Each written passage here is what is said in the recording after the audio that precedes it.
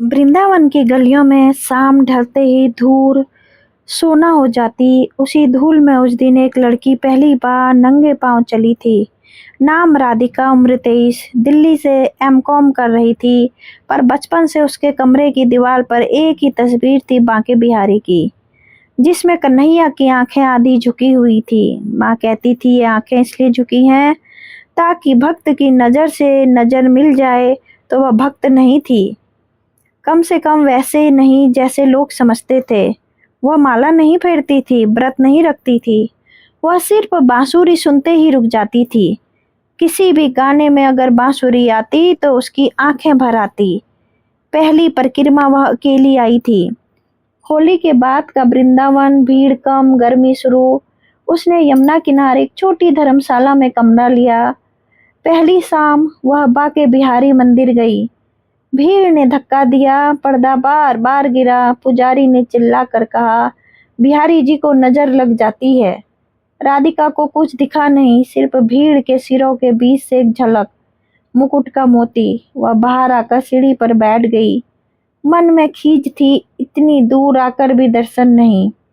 तभी एक बूढ़ी माई जिसके हाथ में तुलसी की टोकरी थी, उसके पास बैठी। पहली बार आई है लाली? हाँ। बिहारी जी को आंख से नहीं, पांव से देखा जाता है। परिक्रमा कर। राधिका ने पूछा, कहाँ से? माई ने यमुना की ओर इशारा किया। जहाँ मन करे वहां से शुरू कर, जहाँ थक जाए वहां खत्म। वृंदावन गोल नहीं, दिल है। बांसुरी वाला। रात रात को वह किसी घाट पर बैठी थी।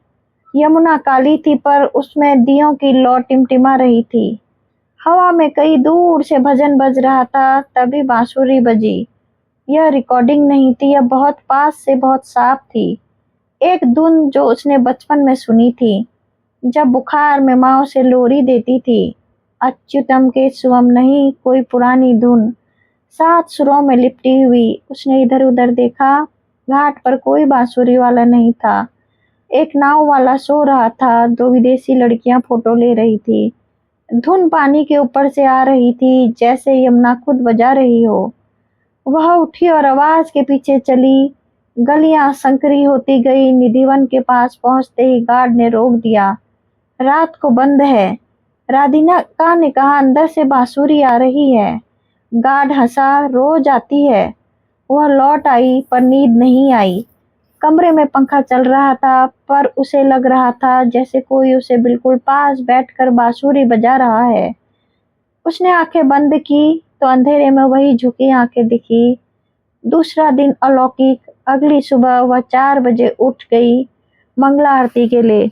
इस बार वह बांके बिहारी नहीं, राधा रमण गई। छोटा मंदिर, कम भीड़। आरती शुरू हुई। पुजारी ने दीप घुमाया। उसी समय मंदिर के पीछे वाले आंगन में एक छोटा लड़का दौड़ता हुआ आया। उम्र 5-6 साल, घुंघराले बाल, नीली धोती, माथे पर गोपी चंदन। वह हंस रहा था। उसने सीधे राधिका को देखा और कहा, इतनी देर कर दी? राधिका चौंकी। मैं और कौन? कल से बांसुरी सुन रही है और नहीं रही, आ नहीं रही है। उसके आसपास लोग आरती में लीन थे। किसी ने बच्चे को नहीं देखा। राधिका ने पूछा, तुम कौन? लड़का हंसा, जिसे तू ढूंढ रही है, चल यमुना दिखाऊं। वह उठी और उसके पीछे चल पड़ी। यह अजीब था पर डर नहीं लगा, जैसे कोई पुरानी दोस्ती हो। लड़का उसे तंग गलियों में ले गया, जहां दीवारों पर मोर बने थे। वह नंगे पांव था, पर उसके पांव में धूल नहीं लग रही थी। वे निधिवन के पीछे वाले हिस्से में पहुंचे, जहां आम लोग नहीं जाते। वहां एक छोटा सा कुंज था, तुलसी के पौधे, बीच में एक टूटा झूला। लड़के ने झूले पर बैठकर कहा, बजा। राधिका ने कहा, क्या? बांसुरी तू सुनती है ना? उसने सिर हिलाया। लड़के ने हवा में हाथ घुमाया, जैसे कोई अदृश्य बांसुरी हो, और सचमुच वह धुन फिर बजी। इस बार इतनी पास कि राधिका की छाती में कंपन न हुआ। उसने आंखें बंद कर ली। जब खोली तो कुंज बदल चुका था। तुलसी के पौधे बड़े हो गए थे। झूला नया था। यमुना की आवाज पास आ गई थी, जबकि यमुना यहाँ से आधा किलोमीटर दूर थी। हवा में इत्र नहीं, मिट्टी और माखन की गंध थी। और सामने वह लड़का नहीं था। वहाँ एक किशोर खड़ा था, 15-16 साल का, मोर पंख मुकुट में, हाथ में बांसुरी। उसकी आंखें वहीं झुकी हुई। राधिका ने कुछ कहना चाहा पर गला बंद हो गया। वह रोने लगी पर आंसू सूख जैसे थे।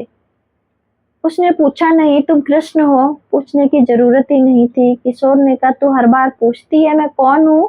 मैं वही हूँ जो तू सुनती है।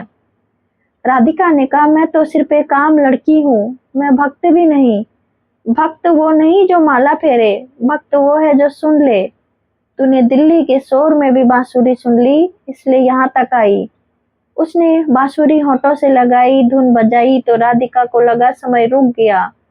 उसे अपना बचपन दिखा जब वो 4 साल की थी और बुखार में थी। माँ ने उसे गोद में लेकर यही धुन गुनगुनाई थी। उसने पहली हार देखी जब कॉलेज में फेल हुई थी और ऑटो में घर लौटते हुए किसी ने बांसुरी बजाई थी। उसे हर वह क्षण दिख रहा था जब वो टूटने वाली थी और किसी अनजान धुन ने उसे थाम लिया था। वह समझ गई यह कोई नया अनुभव नहीं था, यह पहचान थी। लौटना जब धुन खत्म हुई, राधिका ने आंखें खोली तो वह उसी टूटे झूले के पास बैठी थी। दोपहर हो चुकी थी। पुजारी उसे हिला रहा था, बेटी धूप में क्यों बैठी हो? राधिका ने पूछा, वह लड़का? कौन लड़का? निधिवन दोपहर में बंद रहता है। तू कब से यहाँ है? उसकी चुन्नी पर तुलसी के पत्ते थे, हाथ में मिट्टी। घड़ी में 3 बज रहे थे। वह सुबह 5:30 बजे मंदिर गई थी, लगभग 10 घंटे से गायब। वह धर्मशाला लौटी, बैग में उसका फोन था। उसमें 47 मिस्ड कॉल माँ की। उसने फोन किया, माँ रो पड़ी। कहाँ थी? राधिका कुछ नहीं बोली। क्या कहती उस रात वह? फिर केसी घाट गई। यमुना पर दिए तैर रहे थे। उसने आंखें बंद की। बांसुरी नहीं बजी पर भीतर एक शांति थी जैसे कभी नहीं थी। उसने कान्हा से कुछ मांगा नहीं, उसने सिर्फ कहा, धन्यवाद। बात की राधिका। वह दिल्ली लौट आई, एमकॉम पूरा किया, नौकरी की, पर हर एकादशी को वह वृंदावन जाती, अकेली, बिना किसी को बताए। वह मंदिर में भीड़ में नहीं जाती, वह उसी कुंज के बाहर बैठती जहाँ गार्ड अब उसे पहचानता है। लोग पूछते हैं, तुझे क्या मिला वहाँ? वह हंसती है, मिला नहीं, याद आया। उसने माला ले ली है पर फेरती नहीं। वह सिर्फ जब मन भारी होता है तो आंखें बंद करती है और वही धुन भीतरी भीतर बज उठती है। त्र्यंबकम नहीं, कोई मंत्र नहीं, सिर्फ बांसुरी। एक बार उसकी सहेली ने पूछा, क्या वह सच में कृष्ण थे या तेरा वहम? राधिका ने कहा, वहम भी उसी का होता है जिसे वह सुनना चाहे। मैंने कोई चमत्कार नहीं देखा, न हवा में उड़ते लोग, न मूर्ति बोलती। मैंने सिर्फ अपने भीतर का शोर बंद होते सुना। मेरे लिए वही अलौकिक है। वृंदावन में अब भी कहते हैं कि निधिवन में रात को रास होता है, कोई देख नहीं सकता। राधिका कहती है, राज देखने की चीज नहीं, सुनने की है। और जब भी वह यमुना किनारे बैठती है तो कभी कभी हवा में वही पुरानी धुन आ जाती है। वह मुड़कर नहीं देखती कौन बजा रहा है, वह सिर्फ आंखें झुका लेती है जैसे बांके बिहारी की तस्वीर में। क्योंकि अब उसे पता है, दर्शन आंखों से नहीं होते, दर्शन तब होते हैं जब तुम सुनने लगो। जय श्री राधे कृष्णा, जय श्री हरि कृष्णा।